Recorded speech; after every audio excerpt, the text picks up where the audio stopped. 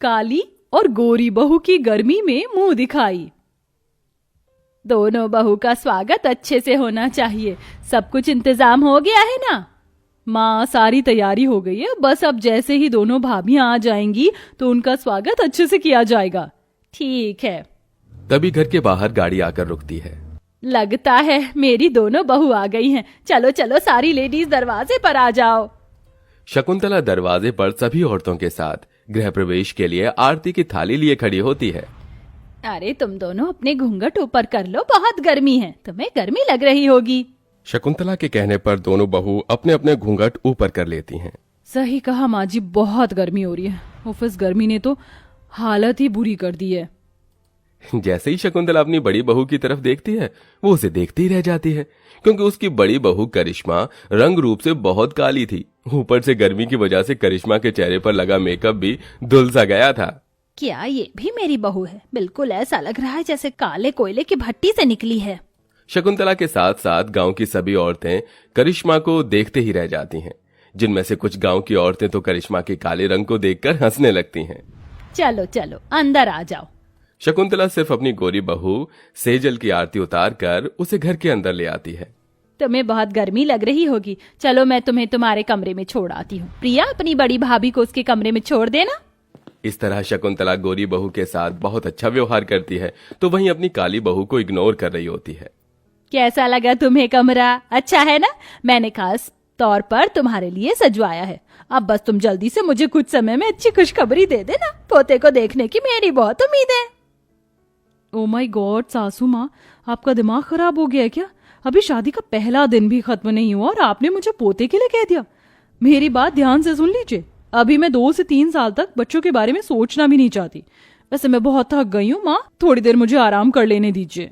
शकुंतला सेजल की आवाज सुनकर कमरे से चली जाती है, जिसके बाद वो अपनी काली बहू के कमरे में जाती है और अपना सारा गुस्सा उसी के ऊपर निकाल देती है। अरे सुनो, तुम यहाँ क्या कर रही हो? चलो जाओ घर के काम करो। बहू हो इसका मतलब ये नहीं कि पट्टे पर बैठी रहोगी। ठीक है माँ जी, मैं घर के काम कर देती हूँ। इस तरह घर के सभी लोग अपने अपने कमरों में आराम करने चले जाते हैं और बेचारी करिश्मा रात भर घर के कामों में लगी ही रहती है, जिसकी किसी को भी कोई परवाही नहीं थी। आधी रात को सारे काम करने के बाद वो अपने कमरे में जाती है। बहुत थकावट हो रही है, पहले शादी की थकावट और फिर ससुराल में आते ही इतना सारा काम करना पड़ा। खैर कोई नहीं, ये मेरा ही तो घर है। करिश्मा ऐसा सोचकर अपने कमरे में जाती है। उसका पति उसके आने से पहले ही सो चुका था। वो भी चुपचाप सो जाती है।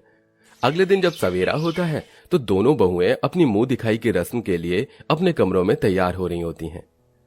सज धज के मैं जरा बन ठन के बाण चलाऊंगी नैनन के, आईना जरा निहार लूं, खुद अपनी नजर उतार दूं, मैं तो सज गई रे सजना के लिए। तभी वहां प्रिया आती है। भाभी आप तो बहुत सुंदर लग रही हो, बहुत प्यारी लग रही हो। आप हो गई मुंह दिखाई की रस्म के लिए तैयार? हाँ मैं तो तैयार हो गई, लेकिन मेरा मन बिल्कुल भी नहीं है हॉल में जाने का, क्योंकि वहां गर्मी होगी। लेकिन भाभी सभी मेहमान वहीं पर हैं, आपको आना तो होगा। चलिए मैं बड़ी वाली भाभी के पास होकर आती हूँ। प्रिया अपनी बड़ी भाभी के पास जाती है। अरे ये क्या, आप अभी तक तैयार नहीं हुई हो? हाँ बस तैयार हो गई हूँ, चलो चलते हैं मुंह दिखाई की रस्म के लिए। तभी शकुंतला आती है। देखो बहू, तुम नीचे नहीं आओगी, मुंह दिखाई की रस्म सिर्फ सेजल की होगी। और तुमने ये पल्लू क्यों हटा रखा है सर से? चलो जल्दी से घूंघट कर लो। माँ जी, आप मेरा घूंघट किससे करवा रही हो? हमारे खानदान की बहुएं लंबा घूंघट करके रहती हैं और तुम्हें भी लंबा घूंघट करके ही रहना है, ठीक है ना? वैसे भी तुम घर की बड़ी बहू हो। और सुनो, कमरे से बाहर मत आना जब तक शाम नहीं हो जाती और सारे मेहमान अपने घर नहीं चले जाते। शकुंतला इतना कहकर प्रिया का हाथ पकड़ती है और उसे कमरे से बाहर ले आती है, जिसके बाद वो अपनी बड़ी बहू के कमरे के बाहर से कुंडी लगा देती है। माँ, आप बड़ी भाभी के साथ ऐसा क्यों कर रही हो? आज उनकी भी तो मुंह दिखाई की रस्म है। तेरा दिमाग खराब हो गया? अरे अगर उसे इस तरह बाहर आने दूंगी तो कितनी बदनामी होगी। सब लोग हंसेंगे मुझ पर कि इतनी काली बहू है मेरी। लेकिन माँ, लेकिन कुछ नहीं, मैंने जो कहा है बस उतना सुन ले। अब चल मेरे साथ। इस तरह शकुंतला मुंह दिखाई की रस्म के लिए सिर्फ अपनी छोटी बहू सेजल को ही लेकर जाती है। क्योंकि वो बहुत सुंदर और गोरी होती है। सभी मेहमान उससे पूछते हैं, शकुंतला तुम्हारी बड़ी बहू कहाँ है, कोई दिखाई नहीं दे रही। आज तो तुम्हारी दोनों बहुओं की मुंह दिखाई होनी थी। अरे अब तुम्हें क्या बताऊं, उस रस्म के बारे में तो सुना ही होगा, पगफेरे की रस्म, जिसमें मायके वाले शादी के बाद बहू रानी को ले जाने के लिए आते हैं। बस इसी रस्म के लिए सुबह सुबह ही उसके मायके वाले आ गए थे। हमने बड़ी बहू को भेज दिया था। अब तुम्हारी बड़ी बहू की मुंह दिखाई की रस्म कब होगी? अरे हो जाएगी, कोई बड़ी बात नहीं है, हम बाद में उसकी मुंह दिखाई की रस्म कर लेंगे। अभी हम छोटी गोरी बहू की मुंह दिखाई की रस्म कर लेते हैं।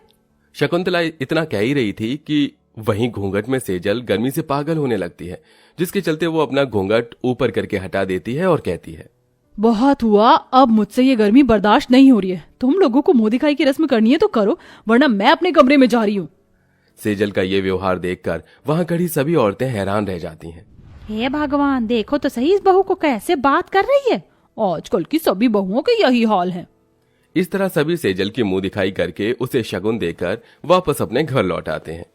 इतना सब कुछ होने के बाद भी शकुंतला अपनी गोरी बहू से ही प्यार करती है और काली बहू से गर्मी में घर के सारे काम करवाती है। आजकल तो घर में साफ सफाई भी दिखाई नहीं देती। अरे तुम खुद तो काली पीली हो, घर में कम से कम साफ सफाई तो करके रखा करो। और मैंने कितनी बार कहा है तुम्हें कि हमेशा अपने सर पर ये पल्लू रखा करो, घूंघट के बिना तुम नहीं रह सकती। माँ जी, मैंने घूंघट ही किया हुआ था, बस गर्मी बहुत ज्यादा लग रही थी इसलिए थोड़ी देर के लिए हटाया था। इतना कहकर करिश्मा फिर से घूंघट कर लेती है और घर के कामों में लग जाती है। उसी दिन शकुंतला की तबीयत अचानक से खराब हो जाती है।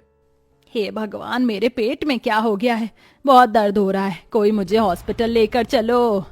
अरे बहू, सेजल बहू, कहाँ हो तुम? इधर सेजल अपनी सास की आवाज सुनने के बाद भी शावर लेने चली जाती है, तो उधर करिश्मा अपनी सास की हालत को देखकर बहुत हैरान रह जाती है। वो फौरन एम्बुलेंस को फोन करती है और अपनी सास को अस्पताल लेकर पहुंचती है। देखिए, हमने आपकी सास का चेकअप कर लिया है। उनके पेट में कुछ उल्टा सीधा खाने की वजह से गैस बन गई थी। अब वो बिल्कुल ठीक है। इस तरह डॉक्टर कहकर चले जाते हैं। करिश्मा शकुंतला के पास आती है।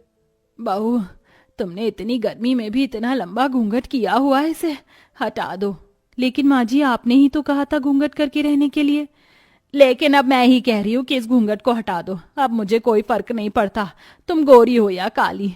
मुझे माफ करना बहू, मैंने तुम्हारे साथ बहुत बुरा किया। मैंने सेजल बहू के साथ जितना अच्छा किया, उसके बावजूद भी उसने मेरी हालत ना देखकर अपने आप को देखा, और तुम बिना सोचे समझे ही मुझे हॉस्पिटल लेकर आ गई और मेरी जान बचाई। मैं तुम्हारी आभारी हूँ बहू। ये आप कैसी बातें कर रही हो, ये तो मेरा फर्ज है।